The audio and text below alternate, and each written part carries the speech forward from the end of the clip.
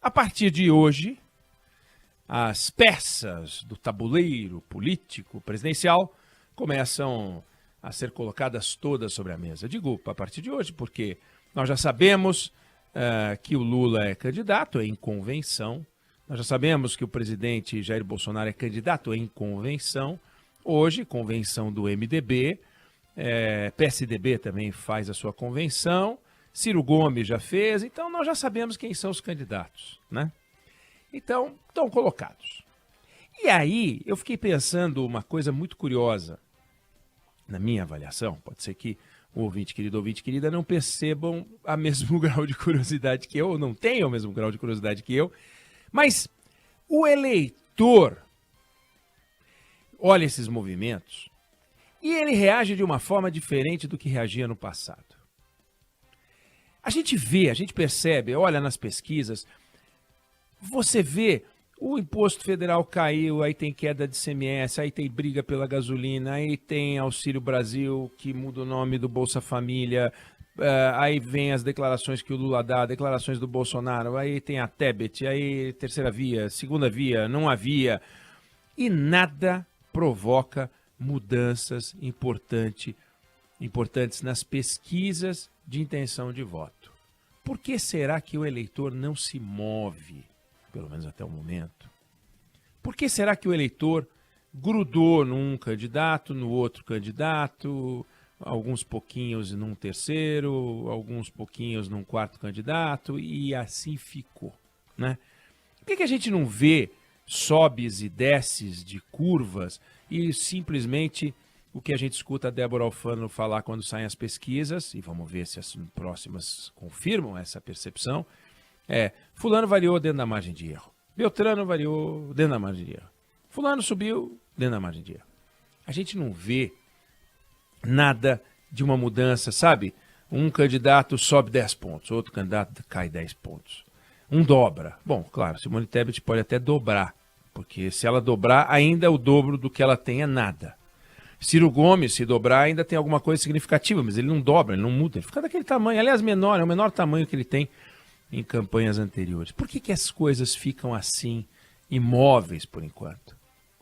E aí, quando você conversa com quem analisa a pesquisa, quando você conversa com cientista político, quando você conversa com os marqueteiros, que tem o desafio de tentar fazer os que estão embaixo subir, de tentar segurar os que estão lá em cima, o que você escuta?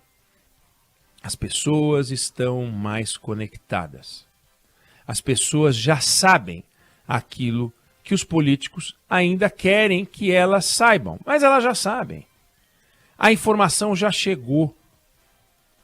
O eleitor está mais desconfiado, o eleitor está mais impermeável. O eleitor dá uma banana para os truques de campanha. O eleitor não vai aceitar o candidato que tenta inventar um passado que não existe, nem vai aceitar o candidato que agora resolveu que vai se reinventar. Eu vou me reinventar, eu vou ser diferente. Eu era bravo, vou ficar fofo. Eu era fofo, vou ficar mais assertivo. Os espaços de manipulação diminuíram. Ficou mais difícil para o menos conhecido ficar conhecido tentando criar coisas e tentando enobrecer um passado que não tem nada de especial.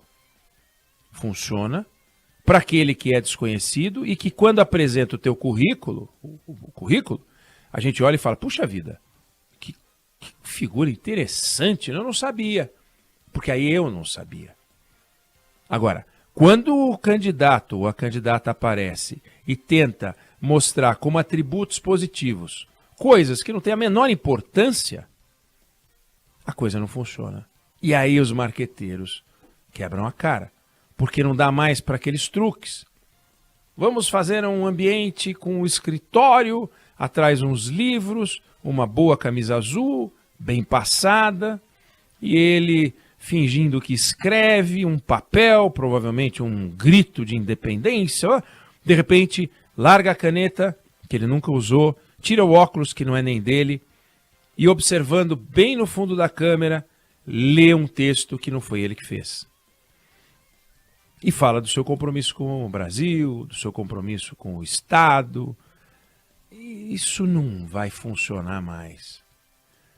No momento em que a gente vive, as novidades eram no passado levadas, eu digo nessa época do ano, levada pelos políticos. Eles eram os portadores das novidades. Agora, as novidades já chegaram a quem vota no momento em que os políticos vêm com o seu discursinho pronto e empacotado.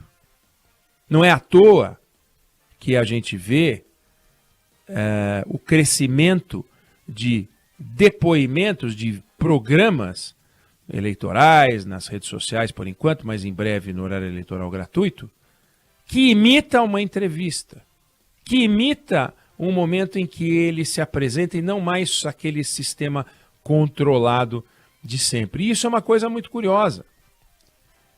A fabricação, a lojinha do marketing político, o pacotinho de destruição ou de construção não funciona mais como funcionou um dia. Dificilmente funcionaria o truque esfarrapado usado pela campanha da Dilma contra a Marina, dizendo que ela iria tirar a comida da mesa do trabalhador porque defendia um Banco Central independente. É um negócio tão lelé, tão sem pé nem cabeça, mas funcionou. Hoje seria mais difícil. A Carta ao Povo Brasileiro, por exemplo, que em 2002 foi fundamental para eleger o Lula, hoje seria confrontada com as incontáveis manifestações que o Lula dá todos os dias na rede social, porque tudo está sendo transmitido, tudo está sendo mostrado, tudo está sendo exibido, e diriam, mas vem cá, comparando esta carta, esta manifestação com suas manifestações cotidianas, enxergo uma diferença de discurso.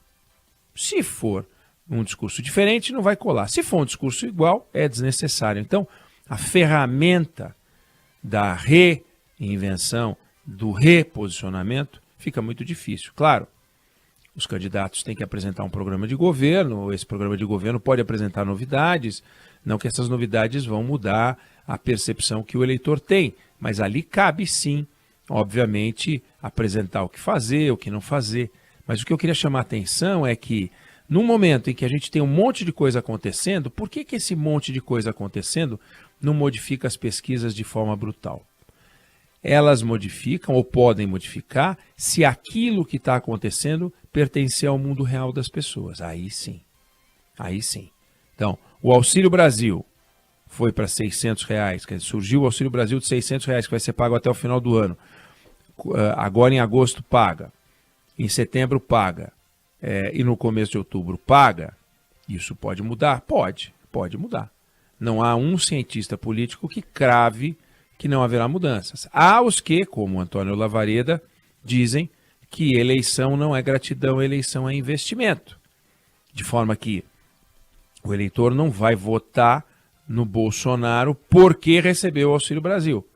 Ele votaria ou votará no Bolsonaro olhando as vantagens de dar ao Bolsonaro mais 4 anos. Então é muito interessante ver que não mudaram só os políticos. Lembre-se, né?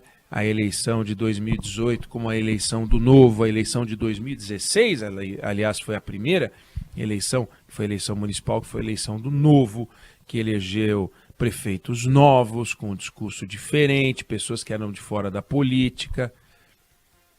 A eleição de 2018 ainda buscou um novo, com governadores novos, e o novo meio sem muito critério, o novo por algo inédito, mas não necessariamente inovador.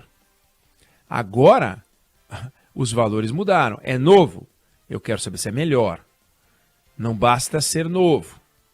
Eu não quero comprar um carro de 5 rodas, eu não quero comprar aquele negocinho, o farol agora é quadrado, antes era o farol redondo. Isso para mim não quer dizer nada. Ilumina mais. Vai me levar mais seguro para o ambiente para onde eu quero ir? Vai trabalhar a meu favor? E aí esse jogo pode mudar. Então, e isso tem mais de uma explicação. Uma das explicações é tecnológica.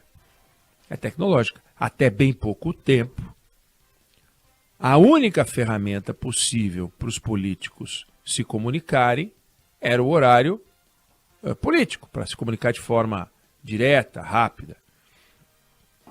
E eles atualmente se comunicam por rede social. Mas também a respeito deles, as pessoas se informam com uma facilidade muito grande, muito rápido. Não adianta um candidato ficar contando que foi prefeito disso, governador daquilo, que fez isso, que fez aquilo. A pessoa vai checar, ou pode checar, como dificilmente podia fazer num passado não tão distante. Agora checa tudo rapidinho. A máquina de destruição do outro lado é a mesma coisa. Pode tentar destruir alguém que merece ser destruído porque está tentando esconder alguma coisa que essa máquina de destruição pode revelar? Pode. Mas também pode prejudicar quem tenta atacar. E isso de uma forma ainda mais devastadora para quem atacou. No passado já teve candidato que perdeu a eleição porque baixou muito o nível. Mas demora mais. Agora a coisa pode ficar mais rápida. Então, por um lado, a tecnologia cumpre um papel indiscutível. Mas tem um segundo motivo. Que é a repetição. Que é a beleza da democracia. A gente está indo para a nossa 9ª eleição presidencial. 84, 89, 94, 98, 2002, 2006, 2010, 2014 e 2018. E estamos indo para a 9ª eleição. É a 9ª vez que a gente vai atrás. Tivemos reeleição 3 vezes, estamos indo para a 4ª tentativa de reeleição. As 3 primeiras vingaram. Eu costumo dizer que a primeira não vale, porque o Fernando Henrique foi eleito para um mandato e criou a reeleição, num ambiente até controlado, porque tinha feito um trabalho muito bom na economia. A vitória dele era mais do que certa. Mas, 4ª reeleição, né? 4ª eleição com possibilidade de reeleição. E muitos erros cometidos por 2 presidentes que foram empichados, vices que assumiram, se a gente considerar a democratização, 3 vezes, né? E aí eu coloco o Sarney, porque foi no governo Sarney que a gente teve a Constituição. O governo Sarney pegou a democracia, inaugurou, digamos assim. Então nós tivemos 3 vice-presidentes. Nós tivemos 2 impeachments. E a gente tem, portanto, a oportunidade de ir testando. E aí a gente fala, puxa vida, isso que eu estou vendo agora aconteceu no ano tal. Mesmo pessoas mais jovens conseguem ou lembrar ou puxar pela memória conversando com pessoas mais velhas. Não necessariamente pessoas muito mais velhas, porque até pouco tempo atrás, para você conversar com alguém que votou mais do que você ou muito mais do que você, você teria que conversar com alguém que votou na eleição de 1960. Agora não, pessoas que votaram agora. Então, tem um outro momento democrático importante. E a democracia como um valor.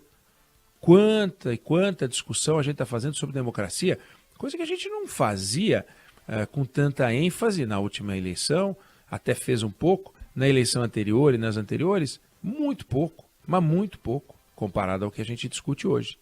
Então a gente discute o valor da democracia, a gente respira a democracia, a gente vivencia a democracia, a gente pega a experiência acumulada de várias eleições e junta com isso a tecnologia e a gente tem um novo momento eleitoral completamente diferente, com um eleitor muito mais experiente e muito mais impermeável à trucalhada que pode querer aparecer nessa eleição.